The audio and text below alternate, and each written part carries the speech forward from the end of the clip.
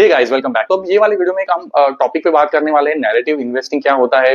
काफी इन्वेस्टर्स होते हैं जो मार्केट में जो स्टोरीज प्ले आउट हो रही है, कुछ टॉपिक उड़ाया जा रहा है, चल रहा है, तो उसके बेसिस पे कुछ बाय सेल ट्रेड्स लेते हैं, इन्वेस्ट करते हैं। तो essentially what as an rational investor you should do, अगर कोई मार्केट में कोई थ्योरी चल रही है तो how should you think about it before taking any action. तो ये पॉइंट पे आज हम डिस्कस करने वाले। Obviously I will take some practical examples, because without then taking some example company का डिस्कस किए बिना I won't be able to explain, but don't consider जो भी हम कंपनी को डिस्कस कर रहे हैं, it's not a buy or sell recommendation.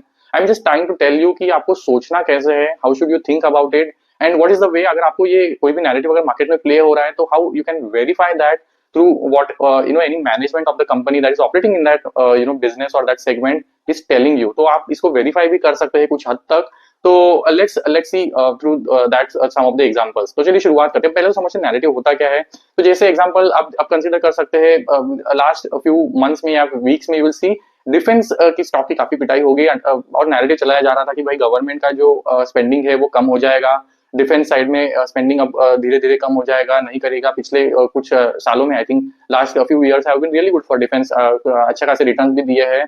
But then अब यहाँ से डिफेंस में स्पेंडिंग कम हो जाएगी क्योंकि अभी Trump is in the power and he is not willing to continue with the wars. Definitely he is not in the favour of continuing wars, but that doesn't mean कि defence की जो requirement है, defence को जो modernise करने का government का काम है वो कम हो जाएगा। एंड इसेंशियली रादर उसका अभी ऑपोजिट नैरेटिव प्ले होना स्टार्ट हो गया है। अब नाउ यूरोपियन नेशन, जो यूरोपियन कंट्रीज है, नाटो है, कंट्रीज है, they have started to understand कि उनको अपने खुद की सेल्फ रिलायबिलिटी पे फोकस करना पड़ेगा, वो यूएस पे ज्यादा हद तक डिपेंड नहीं हो सकते हैं। तो ये डिफरेंट तरह के जो नैरेटिव्स है डिफरेंटली मार्केट में हमेशा से ऑपरेट होते रहते हो, एंड यू विल सी कि इसका स्टॉक प्राइसेस पे भी इम्पैक्ट आता है। काफी स्टॉक्स की धुलाई पिटाई हो गई थी। इफ यू सी एचएएल या फिर आप बीडीएल देख लीजिए, see valuation wise there can be discomfort जो करेक्ट होता है मार्केट में timely, but then narrative change हो जाएगा। एंड अगर आप पहले वी वर थिंकिंग कि भाई डिफेंस पे काफी फोकस है, लॉन्ग टर्म स्टोरी, इंडिजिनाइजेशन होगा, काफी म्यूचुअल फंड ने तो डिफेंस से रिलेटेड ईटीएफ्स लॉन्च कर दिए थे, defence specific thematic funds launch कर दिए थे। तो डू यू रियली थिंक कि ये जो थीम है ओवर द नाइट का भी चेंज हो गई है? तो really not, right. I mean अब रिसेंट जो अगर कमेंट्री देखेंगे जो डिफेंस सेक्रेटरी का आया था, इवन जो राजनाथ सिंह ने ड्यूरिंग द एरो शो अभी जो बैंगलोर में हुआ था उसमें जो स्टेटमेंट दिया था, तो डिफेंस उनका कहना is at a inflection point. मतलब यहाँ से डिफेंस और ज्यादा पेस पकड़ेगा, इंडिजिनाइजेशन का पेस बढ़ेगा। And now our defense companies can even go into export mode, जहां से एक्सपोर्ट का पेस और ज्यादा बढ़ सकता है। जैसे अब NATO country suppose for example focus करती है कि भाई हमें हमारी कैपेबिलिटीज बिल्ड करनी है, तो they will also look at outsourcing some of those operations to से इंडिया, राइट। तो ये अब ये नैरेटिव प्ले हो सकता है। तो you as an investor, how you can think about it, or how should you rationally think about it, and how can you understand if it is really playing out, either of the things, either this side or that side, how can you look at that। तो आज हम उसको discuss करते हैं। Now if you look at some of these examples, अगर defence के related अगर कहीं पे भी स्लो डाउन होता या फिर ऑर्डर्स नहीं आते, तो ये जो कंपनी स्पेस में ऑपरेट करती है डिफेंस पीएसयू, क्या उनको ऑर्डर्स मिलते हैं? तो if you look at now say BL का example, now look at what kind of orders it has got in say last couple of months, and I am not even going beyond जो इसका previous order book है, which is also significant order book। इसको even last couple of months में if you observe some of these orders, ये BEL को order मिले हैं। One is 577 crore orders, another is 962 crore order। इसका जो order book है अराउंड 3.5 to 4x है जो इसका एनुअल रेवेन्यू है एज ऑफ FY24, एंड इस ईयर में ही उसको मोर देन 13,000 करोड़ के ऑर्डर मिले हैं। तो डू यू रियली थिंक कि just looking at this example की डिफेंस का जो ऑर्डर या फिर गवर्नमेंट का स्पेंड है कम होता हुआ दिख रहा है? मे be not, right. Let's look at another example. Now if you look eight से एग्जांपल ऑफ जो एचएएल के ऑर्डर बुक है, अब एचएएल का ऑर्डर बुक भी काफी स्ट्रांग है। इनका भी आई थिंक इस फाइनेंशियल में 55,000 करोड़ का इनको एडिशनल ऑर्डर्स मिला है, अराउंड 4x इनका भी एनुअल रेवेन्यू का इनका ऑर्डर बुक है, और even they have got some orders in last few months. तो and government, even if you look at what their management said after I think their aero show again, कि इनका order book will touch high of around 2.5 trillion rupees by I think FY27 और 28।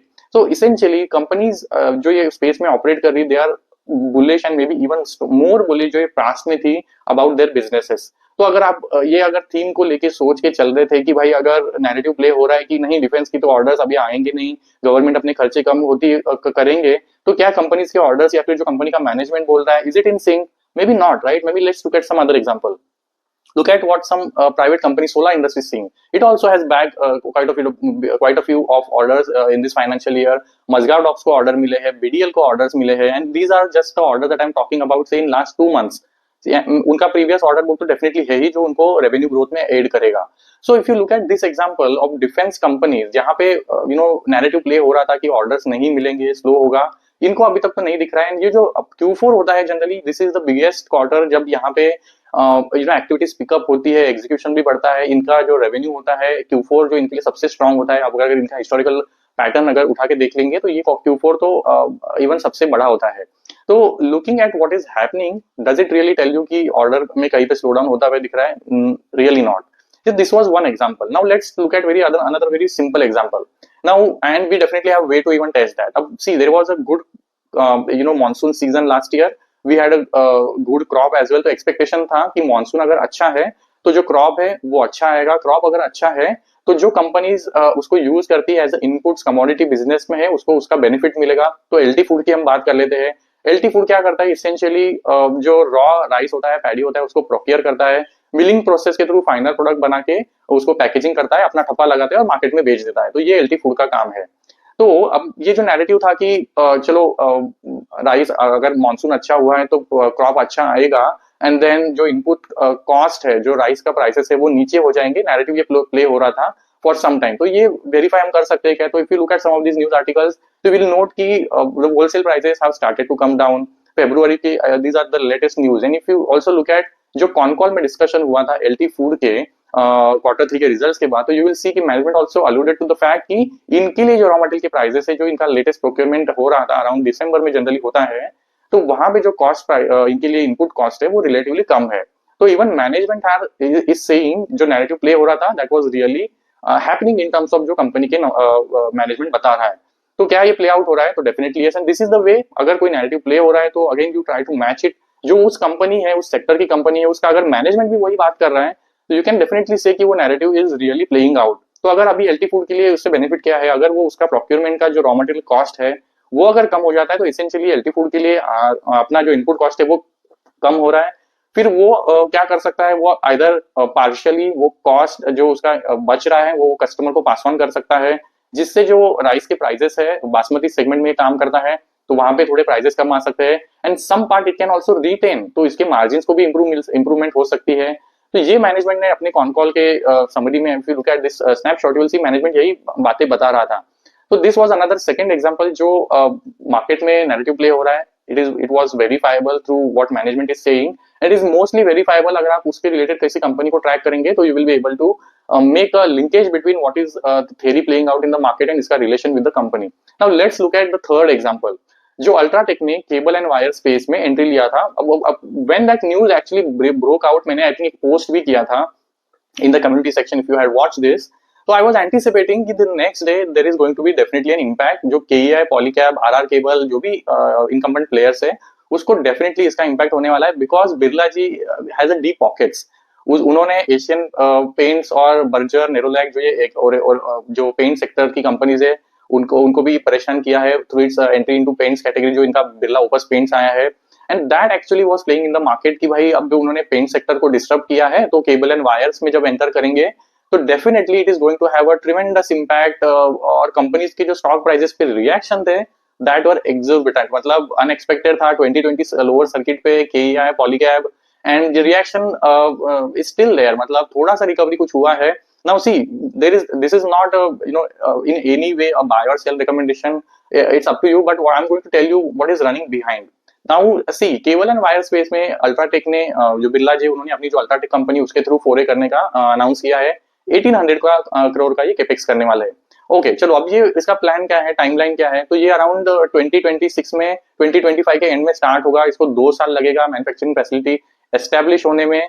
तो अगले 2 से 2.5 साल तो सिर्फ manufacturing start होने में लगने वाला है. तो क्या इसका इम्पैक्ट इमीडिएटली पॉलीकैब और केईआई के नंबर्स पे आने वाला है?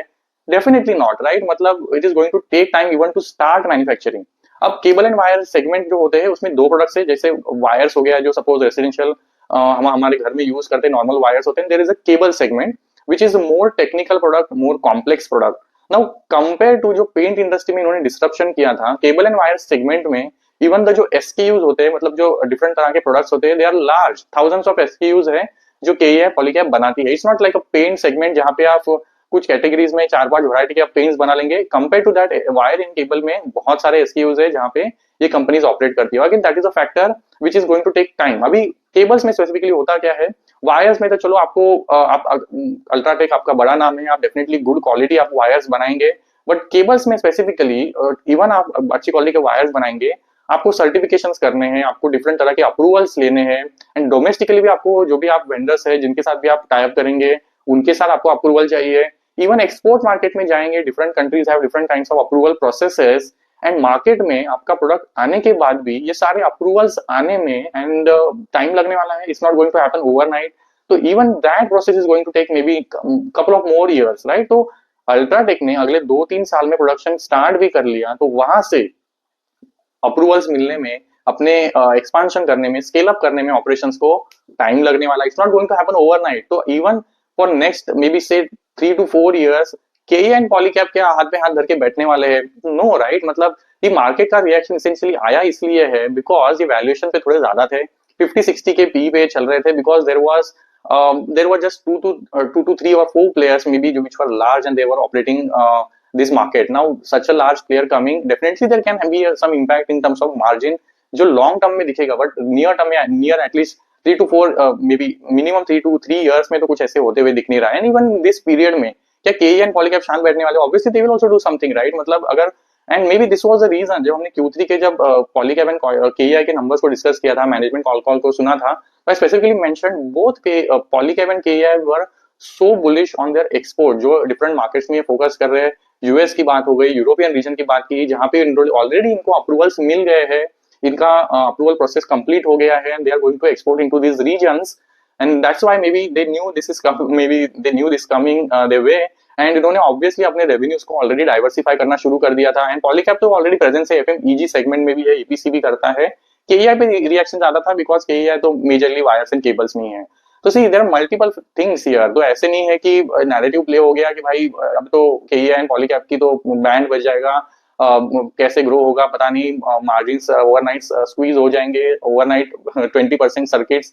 This is unreasonable to an extent. मतलब वैल्यूएशन करेक्शन हुआ है, but will definitely track, and these companies are established companies, they are reputed brands, ये भी obviously कुछ ना कुछ steps लेंगे टू मिटिगेट ये सारे जो चैलेंजेस इनको फेस करने वाले हैं। There is a good time in their hands जब ये इस पूरे सिचुएशन को टैकल करते हैं। तो while this kind of different narratives play in the market, as a investor you should think rationally. मतलब आई एम नॉट टेलिंग कि स्टॉक गिरे है तो you buy it now, it's in sweet spot, it definitely is going to face challenge. इनके लिए challenge क्या रहा है? सी, एक और वजह रही है कि पॉलीकैब का जो सेल्स ग्रोथ है, हमने बात किया है कि वो अपने सेल्स ग्रोथ जो हिस्टोरिकली कर रहा था वो कर नहीं पा रहा है, तो उसका जो पेस ऑफ ग्रोथ है वो घट गया है। That was one of the reason ये अपने वैल्यूएशन से नीचे आया है। KEI still maintaining 20% growth, but 20% के लिए 60 का P is again unjustifiable.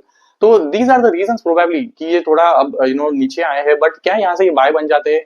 अगर ये अपने ग्रोथ को बढ़ाते हैं, मोमेंटम को बढ़ाते हैं, मेंटेन कर पाते हैं अपने सेल्स ग्रोथ को, तो may be even they can do that. And जब KEI का मैनेजमेंट इंटरव्यू हुआ, if you listen to that, इनका तो मैनेजमेंट का कहना है कि आप margins are even going to improve, क्योंकि इनको ऑपरेशनल सिनर्जीज मिलेंगी, कॉस्ट ऑप्टिमाइजेशन होगा, जैसे इनका इकोनॉमिक्स ऑफ स्केल बढ़ेगा, इनकी कैपेक्स भी चल रहे हैं डिफरेंट जगह में।